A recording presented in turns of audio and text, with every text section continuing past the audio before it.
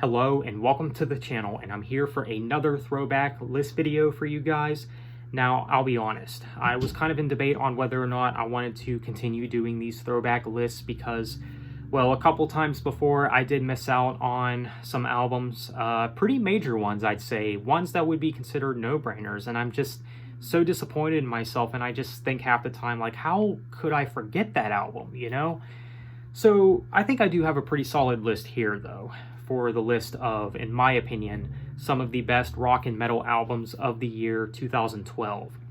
Now, 2012 I thought was a very solid year for music. Now, if 2012 still was here, none of these albums would have made my list because, well, I wasn't even a fan of any of these bands when 2012 was here. I guess you could say that 2012, I really didn't have the most diverse music taste, I guess. Because back in 2012, I could have really cared less about any of these bands. But obviously, you know, as we grow and, you know, as time progresses, the more bands we get into, the more subgenres we're open to, and I feel like that's the case for most people. Now, there's some people that I know that's, you know, are still, I guess, you know, in their comfort zone or whatever. I mean, I'm not going to tell people what to do musically, but I don't know. But I do have a list here. I got some very solid albums here from 2012, and this list is in no particular order. And if your list is different than mine, that's totally fine with me. Just feel free to leave your list in the comments. So I think the first album we'll talk about is from the band Rush, who is one of the best prog rock bands, I would say. Probably one of the best rock bands just in general. And the album that they released in 2012 is their final album, Clockwork Angels. Now, there's some people that say that this is Rush's progressive metal album. Now, would I go that far? Not necessarily, but I do think it is kind of a fair thing to say because this is a pretty heavy album. It really is. I mean, Rush's more modern era is pretty heavy. I mean, this era of Rush is actually not bad.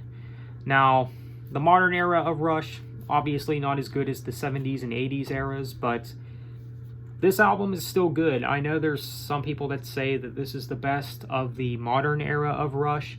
I might agree with that, actually. There's some very good songs on the album, like the title track, The Wreckers, and The Garden. A lot of really solid tracks, so Clockwork Angels by Rush. Definitely a very good album. Not their best by any means, but still very good. And, you know, Rush, you can't go wrong with them. They're one of the best trios of all time.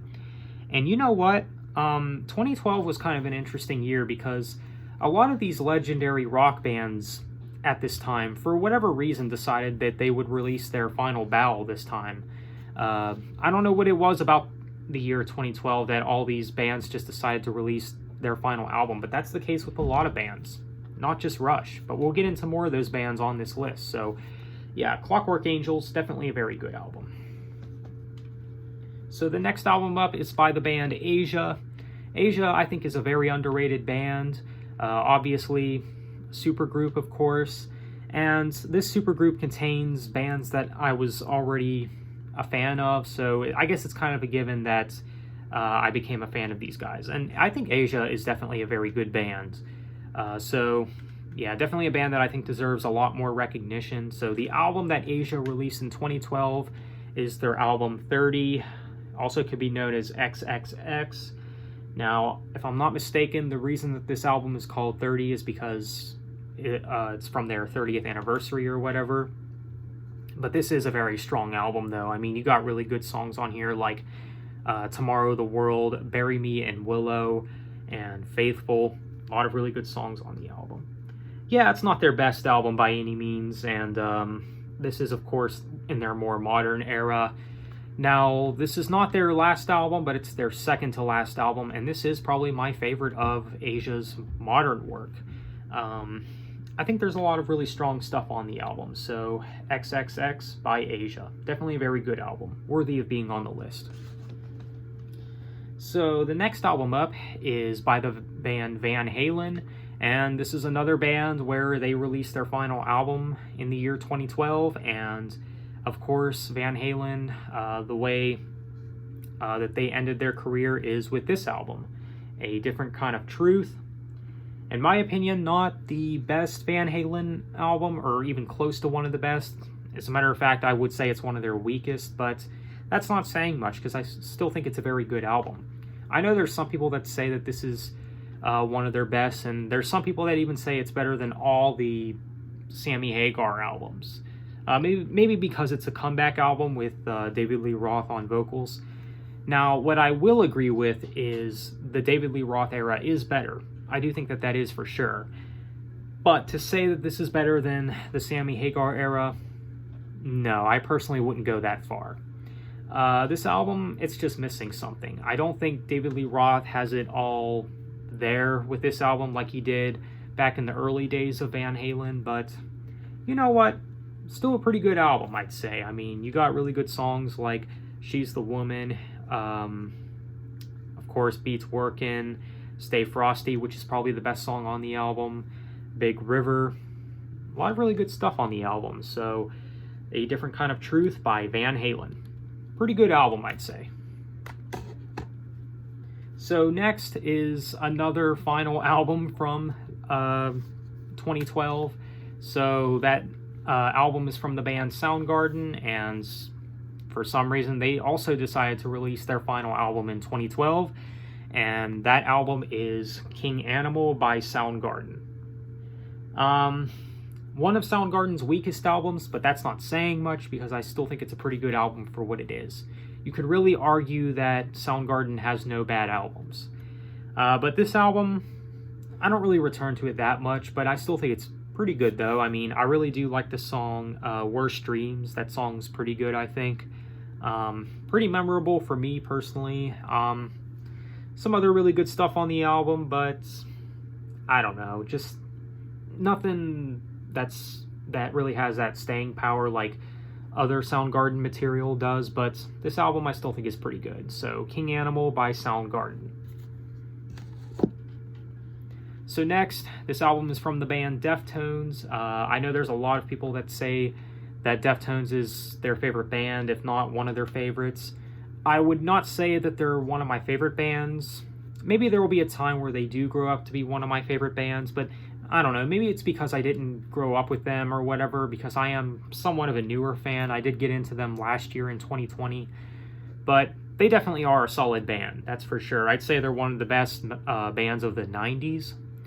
But of course, the album that Deathtones released in 2012 is their album Koi no Yokan, and I know there's a lot of people that say that this is one of their best. I might agree with that, actually. I do think that this is a very strong album for sure. Now, their absolute best? No, I don't think so. But this is a very good album with no weak song on it. Deathtones is a band that has never released a bad album. Some really good songs on here like Swerve City, Leathers, Entombed, Tempest. A lot of really good songs on the album. So, Koi no Yokan by Deathtones. Definitely a very good album. I mean, there's not really much to say about it. It's just Deathtones doing their thing, and they do a fantastic job at what they do. So, yeah, this album is worthy of being on the list for sure. So the next album up is by the band Demon Hunter. In my opinion, insanely underrated band in the metalcore genre. I mean, if you like metalcore, I mean, you should definitely check these guys out if you haven't checked them out already. These were the guys that really helped me get into metal after all, so if you guys, want to hear the band that got me into metal, then yeah, check them out, of course. So, the album that Demon Hunter released in 2012 is, of course, one of their best albums and highly regarded as one of their best albums, and for understandable reasons. And the album that Demon Hunter released in 2012 is True Defiance. What a strong album this is. It's easily one of their best. Now, for as long as I've been a Demon Hunter fan, this album has never left my top 3 favorite Demon Hunter albums. It's just absolutely fantastic, and it has some of their best songs.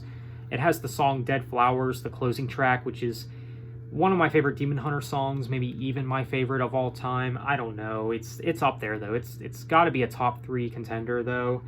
You got other really good songs on here, though, like Crucifix. That's a real heavy one. Really good opening track. Tomorrow Never Comes, very memorable ballad, Someone to Hate.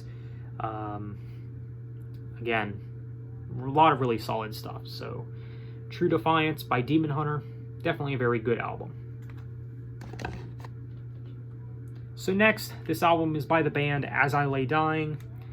This album is not one of my favorites from As I Lay Dying, but I do think it is a very good album.